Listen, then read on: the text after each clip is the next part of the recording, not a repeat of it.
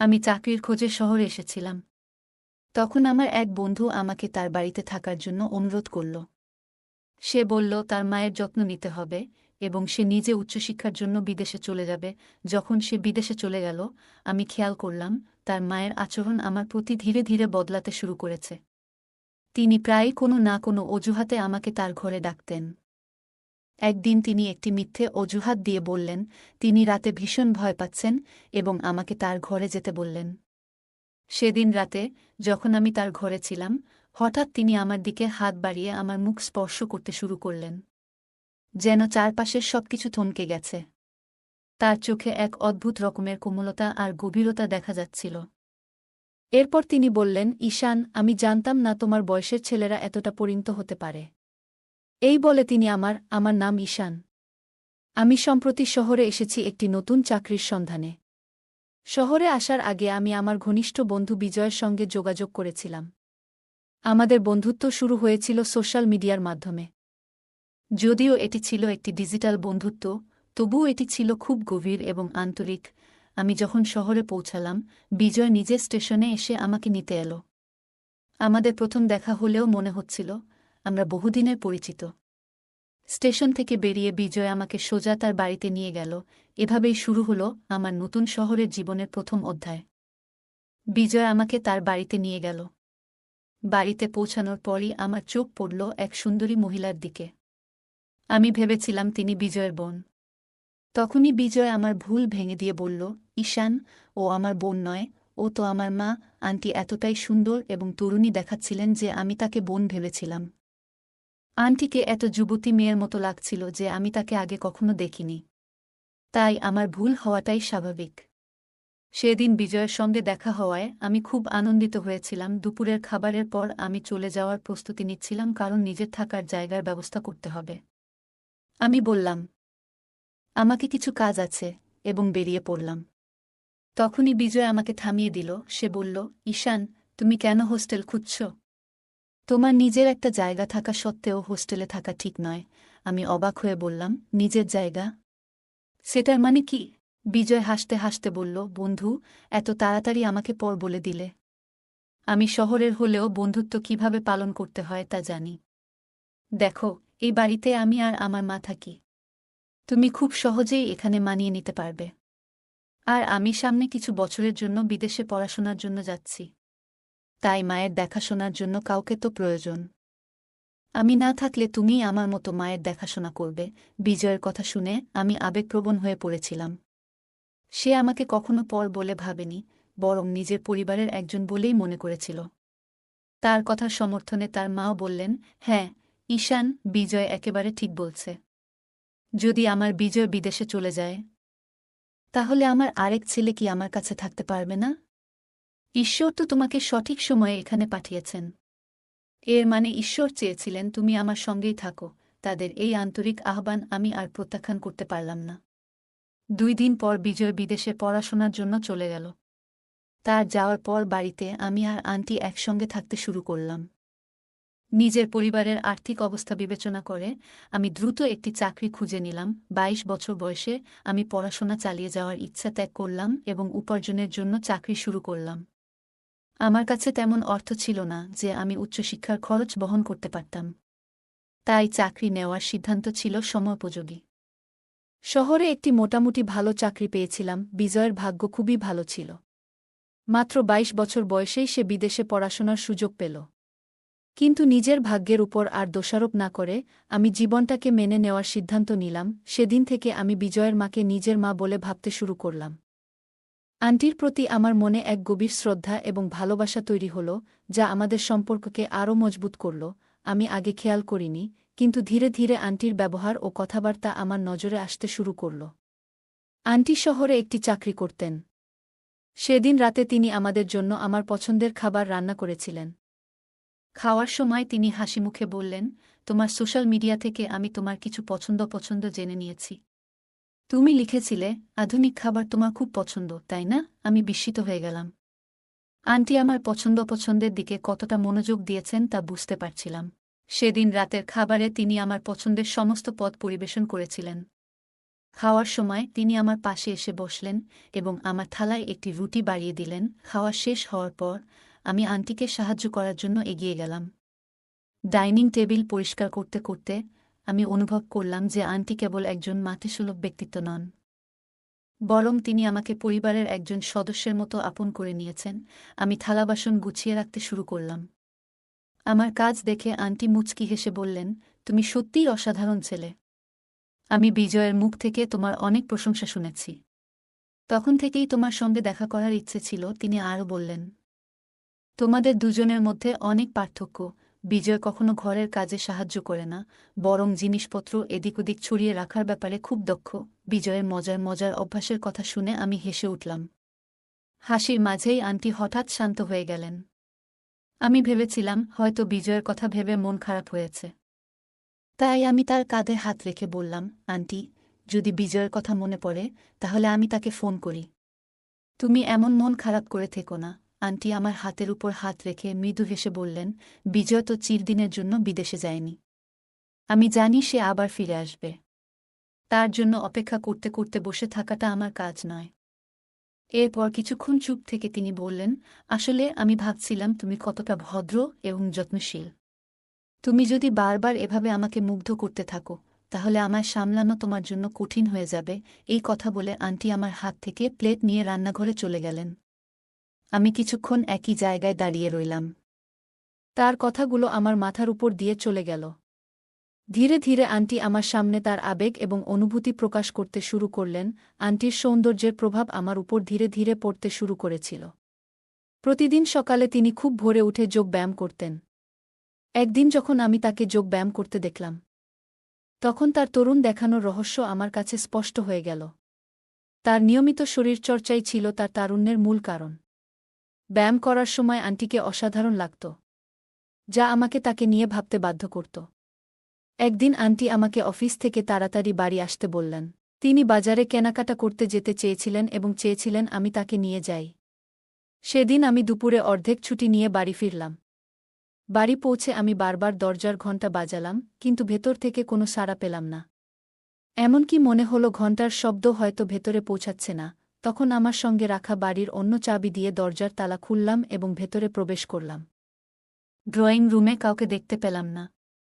ঠিক তখনই আমি আন্টির ঘরের ভেতর থেকে পানির শব্দ শোনা যাচ্ছিল। প্রথমে ভাবলাম হয়তো বাড়ির কোনো ঘরে পানির কল খোলা রয়েছে। কিন্তু আশ্চর্যের বিষয়, এত ডাকাডাকির পরও আন্টিকে কোথাও দেখতে পেলাম না। মনে মনে ভাবলাম, কে জানে কতক্ষণ ধরে পানি অপচয় হচ্ছে। পানি যাতে আর নষ্ট না হয়, সেই চিন্তা করে আমি সেই শব্দের উৎস খুঁজতে শুরু করলাম। ধীরে ধীরে শব্দের দিক নির্দেশনা মেনে আমি একটি ঘরের সামনে এসে দাঁড়ালাম। সেখান থেকে বাথরুমের ভেতর থেকে পানির প্রবাহের শব্দ পাচ্ছিলাম। দরজা খুলতে গিয়েই হঠাৎ দেখলাম ভেতর থেকে দরজা খুলে গেছে। চোখের সামনে আন্টি দাঁড়িয়ে আছেন, সম্পূর্ণ ভিজে। তার মুখে জলবিন্দুগুলো জ্বলজ্বল করছিল, তার চুল থেকে টপ টপ করে পানির ফোঁটা পড়ছিল। সেই মুগ্ধকর দৃশ্য দেখে আমি কিছুক্ষণের জন্য স্থির হয়ে দাঁড়িয়ে গেলাম এবং তার দিকে অপলক দৃষ্টিতে তাকিয়ে রইলাম। তার সৌন্দর্যের মোহে এতটাই ডুবে গিয়েছিলাম যে সময়ের ধারণা হারিয়ে ফেলেছিলাম। হঠাৎ দরজা বন্ধ হওয়ার শব্দ শুনে আমার হুঁশ ফিরল। বুঝতে পারলাম তিনি আমাকে দেখে আবার বাথরুমের দরজা বন্ধ করে দিয়েছেন। আমি ধীর পায়ে সেখান থেকে বের হয়ে হলঘরে গিয়ে বসে পড়লাম। কিছুক্ষণ পর তিনি হলঘরে এলেন এবং বললেন, ঈশান, তুমি এসে গেছ। আমার ঘরে কেন এসেছিলে? তোমার ঘরে কি পানি নেই? তখন আমি বললাম, তোমার কোনো সাড়ার শব্দ পাচ্ছিলাম না, তাই মনে হয়েছিল তুমি হয়তো ঘরে নেই। তবে নলের পানির শব্দ শুনে তোমার ঘরের দিকে চলে এসেছিলাম। তিনি হেসে বললেন, আচ্ছা, কিছুক্ষণ আগে যা হয়েছিল সেটা সম্পূর্ণ ভুল বোঝাবুঝি। আজ আমি স্যান্ডেল দরজার কাছে রেখেছিলাম, তাই হয়তো তুমি খেয়াল করনি যে আমি ঘরেই আছি। এখন তুমি ফ্রেশ হয়ে নাও, আমি একটু প্রস্তুত হয়ে আসি। এটা বলেই তিনি তার ঘরে চলে গেলেন, আর আমিও ফ্রেশ হওয়ার জন্য আমার ঘরে গেলাম। কিছুক্ষণ পর আমরা দুজনেই নিজেদের ঘর থেকে তৈরি হয়ে মার্কেট যাওয়ার জন্য বেরিয়ে পড়লাম। আন্টি যখন বাইরে এলেন তখন তিনি খুব সাধারণ পোশাকে ছিলেন, কিন্তু তাও তাকে খুবই সুন্দর লাগছিল। তাকে দেখে মনে হচ্ছিল যেন প্রথমবার একজন নারীর এমন সৌন্দর্য দেখছি। সেই মুহূর্তে আমি বারবার তার দিকে তাকাচ্ছিলাম। আন্টি আমার কাছে এসে মাথায় হাত রেখে বললেন, ঈশান, তুমি এত কি ভাবছ বারবার? চলো, এবার তাড়াতাড়ি করো। তার কথায় আমার ধ্যান ভাঙল এবং আমি নিজেকে সামলে নিয়ে তার সাথে মার্কেটের দিকে রওনা দিলাম। গাড়িতে ওঠার পর আন্টি আমার পিছনে বসে 2 হাত আমার কাঁধে রাখলেন। মার্কেটে যেখানে যেখানে যাওয়ার প্রয়োজন ছিল আমি তাকে সেখানে নিয়ে গেলাম। তারপর তিনি একটি দোকানে গেলেন, সেখান থেকে তিনি কিজের কিছু পোশাক আর একটি সুন্দর নাইট ড্রেস কিনলেন, আর আমি চুপ করে দাঁড়িয়েছিলাম। বাড়ি ফিরে আন্টি আমার মুখে হাত বুলিয়ে বললেন, তুমি পুরোপুরি একজন পারফেক্ট মানুষ। তোমার মধ্যে সত্যিই সেই গুণ আছে। তুমি একবারও অভিযোগ করনি, বরং যেখানে যেখানে আমার যাওয়ার দরকার ছিল তুমি আমাকে সেখানে নিয়ে গেছ। এতে আমার শপিং খুব তাড়াতাড়ি শেষ হয়ে গেছে। নইলে তোমার বন্ধু বিজয় সবসময় আমাকে একটা দোকানে নামিয়ে রেখে চলে যায় আর আমাকে বাকি জায়গাগুলোতে হাঁটতে হয়। কিন্তু তুমি তো সব ব্যাগও নিয়ে নিলে এবং আমাকে গাড়িতে বসিয়ে প্রতিটি জায়গায় নিয়ে গেলে। এতে আমার অনেক সময় বেঁচে গেছে। তারপর আন্টি আমার পিঠে আলতো করে হাত রাখলেন এবং মিষ্টি হাসি দিয়ে ঘরের দিকে চলে গেলেন। আন্টি খুব সহজভাবেই আমার গালে আদর করে টেনে দিলেন। এই ঘটনাটি খুবই স্বাভাবিক ছিল, কিন্তু এর প্রভাব আমার মনে গভীর ছাপ ফেলতে শুরু করল। যেভাবে তিনি আমাকে প্রশংসা করলেন, আমি সেই চিন্তায় মগ্ন হয়ে এক জায়গায় দাঁড়িয়েছিলাম। এরই মধ্যে আন্টি নতুন সেই নাইট ড্রেস পরে এসে আমার সামনে দাঁড়ালেন এবং বললেন, কেমন লাগছে আমাকে এই পোশাকে? আমি বললাম, আপনাকে তো দারুণ লাগছে। তবে নাইট ড্রেস একটু বেশি ঢিলা মনে হচ্ছে। আমার কথায় আন্টি বললেন, হয়তো পেছনের রিবনটা আমি বাঁধিনি। ঈশান, তুমি কি একটু সাহায্য করবে রিবনটা বাঁধতে? আমি সানন্দে তার সাহায্য করতে শুরু করলাম। যখন আমি রিবন বাঁধছিলাম তখন পোশাকের উপর থেকে সাবধানে কাজ করছিলাম। আমি এক কথায় তার প্রয়োজনের সবকিছু নিঃশব্দে করে যাচ্ছিলাম। পরের দিন সকালে তিনি যখন অফিস যাওয়ার জন্য প্রস্তুত হচ্ছিলেন, তখন একটি নতুন লাল এর একটি শাড়ি পরেছিলেন। ভালো করে প্রস্তুত হয়ে আসার পর তার সৌন্দর্য যেন আরও উজ্জ্বল হয়ে উঠল। সেই দিন আন্টি বললেন, গতকাল তুমি দুপুরে আমার জন্য সময় নিয়েছিলে, আজ সকালেও কয়েক ঘন্টার জন্য একটু সময় দাও এবং আমার সাথে অফিসে চলো। আন্টি কেন আমাকে তার অফিসে নিয়ে যাচ্ছিলেন তা তিনি পুরোপুরি বুঝিয়ে বলেননি। আমরা যখন তার অফিসে পৌঁছালাম এবং তিনি তার ফ্লোরে প্রবেশ করলেন, তখন তিনি আমার হাত ধরে নিয়ে গেলেন। আমি যখন আন্টির অফিসে গিয়েছিলাম তখন ওনার এক অদ্ভুত আচরণ আমার নজরে আসে। অফিসের কর্মচারীদের মুখে নানা ধরনের ভাব প্রকাশ স্পষ্ট দেখা যাচ্ছিল। আন্টি দেখতে খুব বেশি বয়স্ক ছিলেন না, কিন্তু ওখানে ওনার ভূমিকা কী তা আমি বুঝতে পারছিলাম না। উনি শুধু নিজের ফ্লোরেই আমাকে নিয়ে যাননি, বরং সরাসরি ওনার বসের কেবিনে নিয়ে গিয়েছিলেন। ওনার বস আমাদের এমন এক দৃষ্টিতে দেখছিলেন যেন কিছু একটা বুঝতে চেষ্টা করছেন।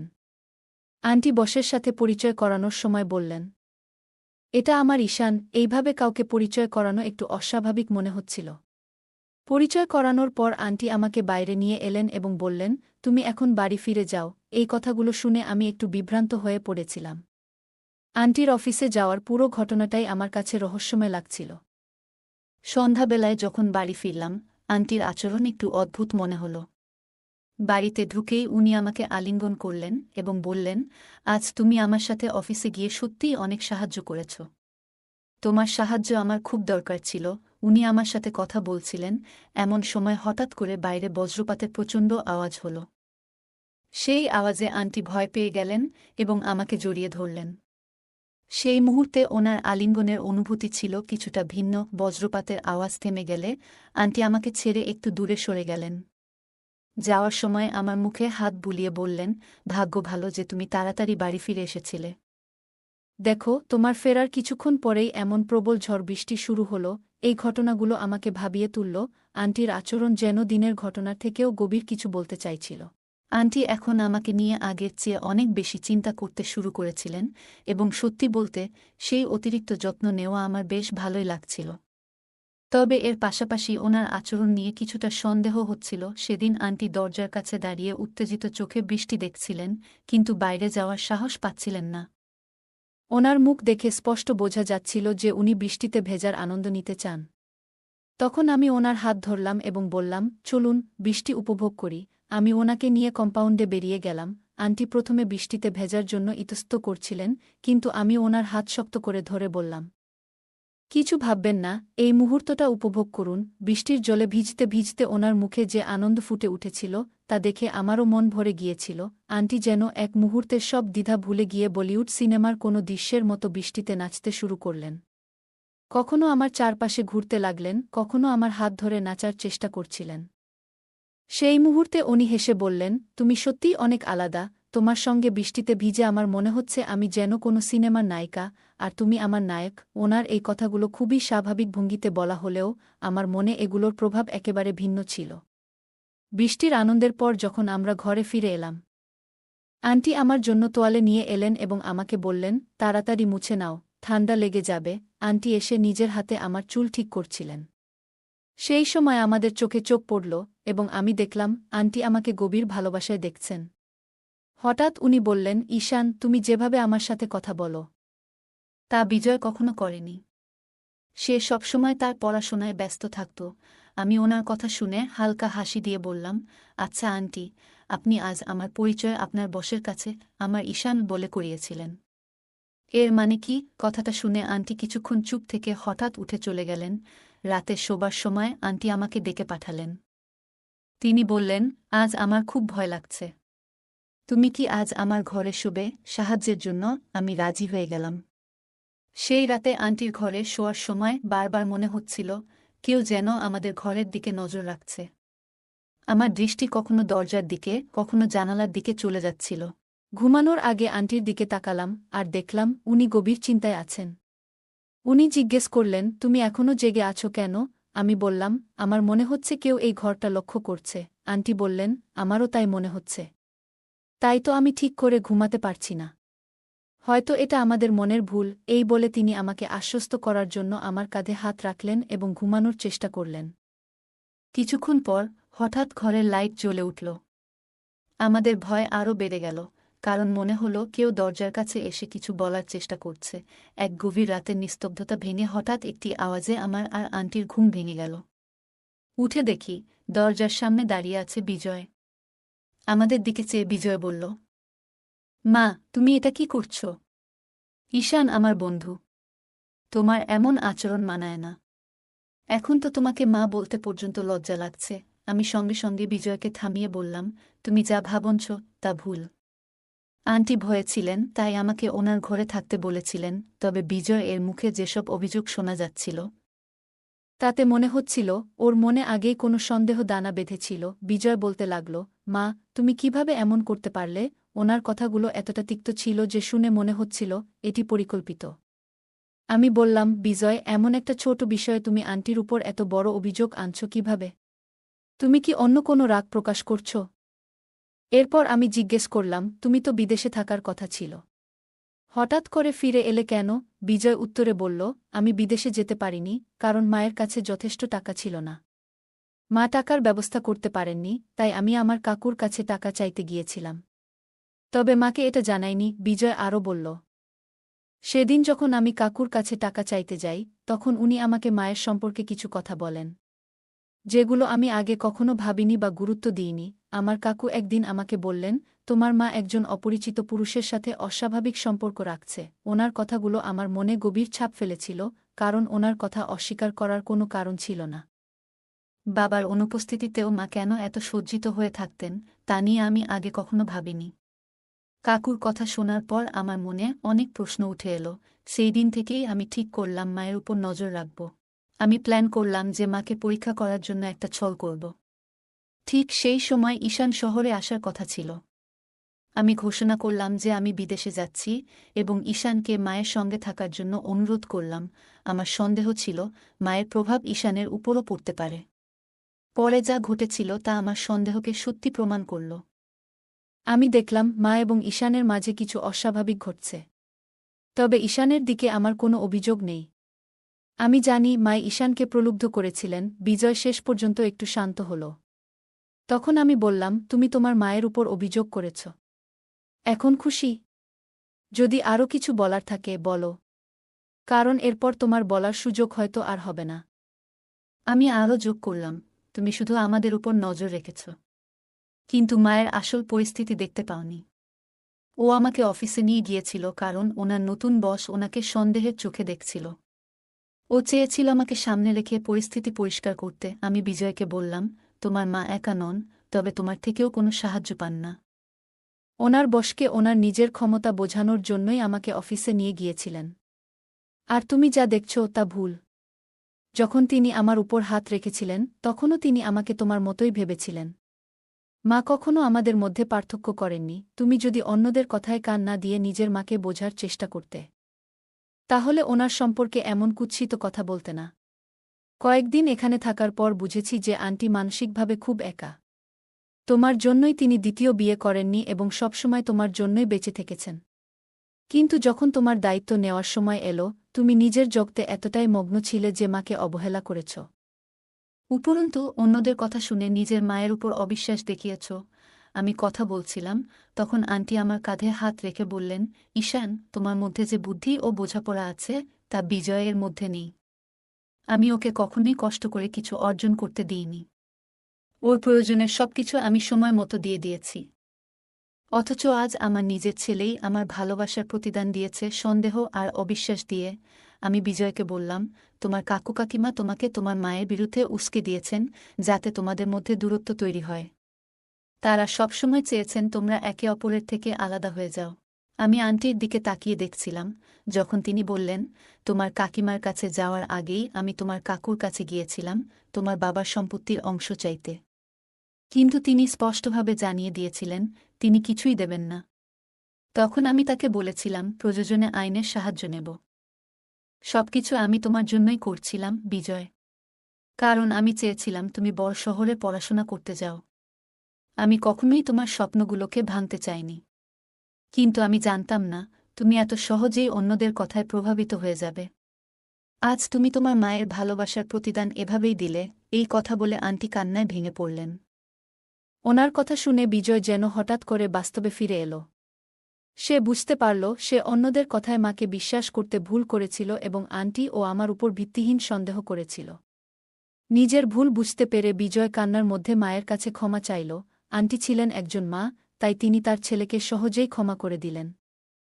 বিজয় তখন আমাকে অনুরোধ করল আমি যেন তাদের বাড়িতে থেকে যাই। কিন্তু আমি বুঝতে পারলাম এই মা ছেলের সম্পর্ক আবার স্বাভাবিক হওয়ার জন্য তাদের সময়ের প্রয়োজন। বিজয় এর উচিত তার মায়ের ত্যাগ এবং তার জন্য করা সংগ্রামগুলো উপলব্ধি করা। আমি বাড়ি ছেড়ে চলে যাওয়ার আগে আন্টির দিকে তাকিয়ে বললাম, আপনার মমতা আর ত্যাগের জয় হবেই। বিজয় আপনাকে আবার বুঝতে শিখবে। আন্টি চোখের জল মুছতে মুছতে বললেন, তুমি ঠিক বলছ ঈশান, আমি ছোটবেলা থেকেই আমার বাড়ির দারিদ্র্য দেখেছি। সেই সময় থেকেই ছোটখাটো কাজ করে পরিবারের পাশে দাঁড়ানোর চেষ্টা করেছি। কিন্তু আজকের দিনে আমরা অনেক সময় লক্ষ্য করি বাবা মায়েরা তাদের সন্তানদের প্রত্যেকটা ইচ্ছা অবিলম্বে পূরণ করার চেষ্টা করেন। এর ফলে সন্তানেরা এসবের অভ্যাস গড়ে ফেলে। যদি কোনো সময় বাবা মা সন্তানদের চাহিদা পূরণ করতে ব্যর্থ হন, তখন সন্তানরা রেগে যায় এবং অনেক সময় তাদের সাথে খারাপ ব্যবহারও করে। এমন পরিস্থিতি এড়াতে বাবা মায়েদের উচিত সব সময় সন্তানের সব ইচ্ছা পূরণ না করা। মাঝে মাঝে না বলাও অত্যন্ত জরুরি। সন্তানদের বোঝা উচিত যে তাদের বাবা মা তাদের